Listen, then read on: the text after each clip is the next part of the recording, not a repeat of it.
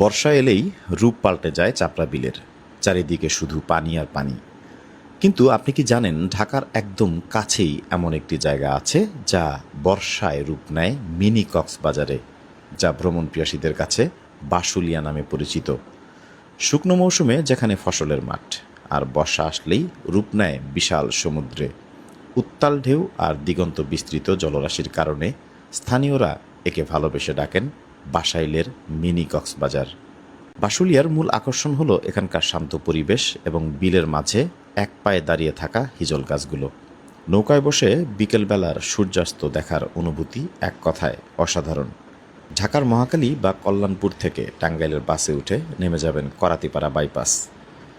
সেখান থেকে সিএনজি বা ব্যাটারি চালিত অটোরিকশার মাধ্যমে সরাসরি চলে আসতে পারেন বাশুলিয়া।